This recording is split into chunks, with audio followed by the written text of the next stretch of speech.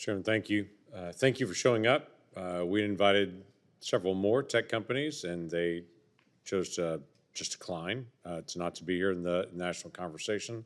So I do appreciate you getting a chance to be able to be here. Let me just outline some of the challenges that we face on this that do become obvious to all of us when we get a chance to be able to look at it.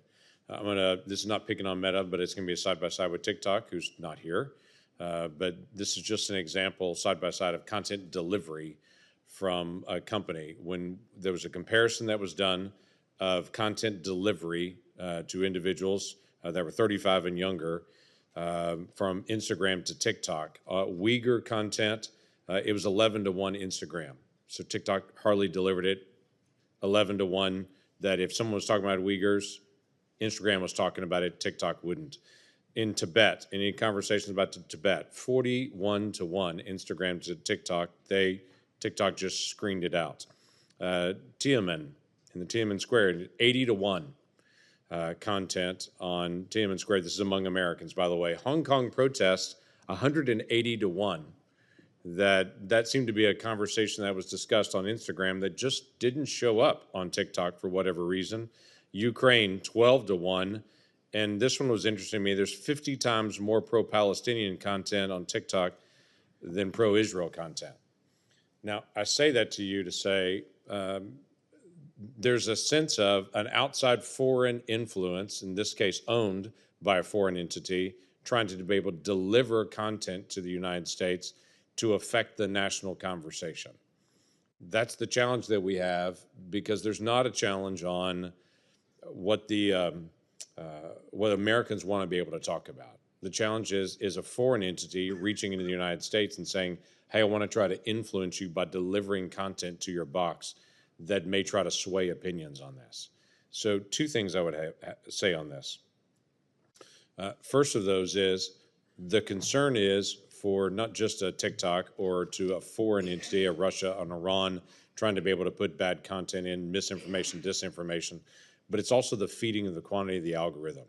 This is an area that Americans have got to be able to rebuild trust, that I would tell you there's a lot of suspicion, because the delivery of what content is actually coming to your feed is an area of skepticism, whether that is in a Google search or whether that's in whatever they're getting from a social media network on it. How do we actually set in front of American people enough transparency that there's a trust that it's neutral in what is delivered, yet your task is to keep people looking at the screen all day, so you're trying to feed them information they want to see more of. How do we hit that rhythm on it? Because that'll be important just for Americans, period, in our own dialogue. Anybody want to try that one? I'll try, Senator. I think, Senator, you pinpoint a very important issue, which is algorithms, in a sense, deal with a practical problem, which is there's an almost infinite amount of content that you can show people, but of course, people have only got a limited amount of time that they're scrolling on their feeds, so you have to somehow rank and funnel it. I believe the way to square the circle that Senator, you quite rightly allude to, is giving people confidence that these algorithms are working for them and not against their interests, is firstly to give people real controls. So for instance, on our services, you can just turn the algorithm off. You can just have it chronologically delivered instead. You can click onto the 3 dots and you see exactly why you're seeing a post.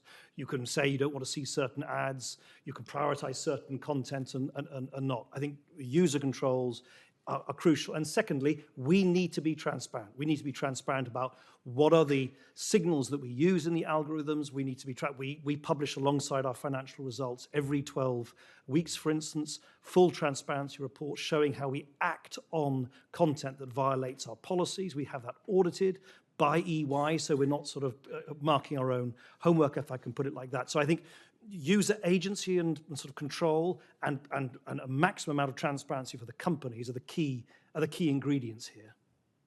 Okay. Mr. Walker.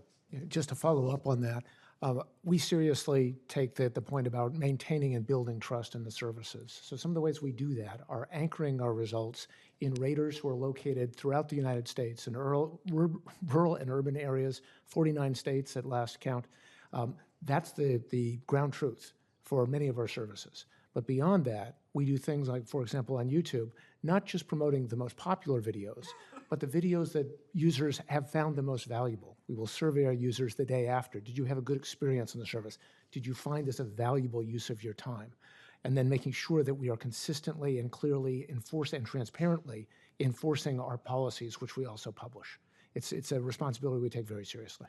It is, and it's something that's incredibly important, and it's also consistent with law on this. If I could just make one quick comment on this as well. Mr. Smith, on a comment that you made earlier that Iran is fighting against Trump, Russia is fighting against terrorists, and we see the noise that's out there on this and the awareness of it.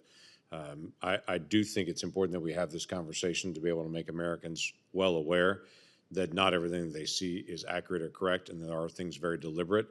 But one of the challenges that we have that we've got to figure out, both as a committee and both from you, is attribution. That when something shows up, how to be able to designate it, here's where that originated.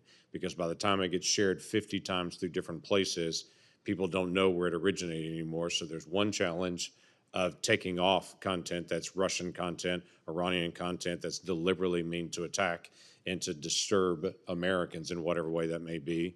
But another one is to be able to make sure that when it gets out there, people are well aware of it. We can't tell the story of this is disinformation, misinformation, unless we get fast attribution on that. And that's something we got to be able to work out. Amen.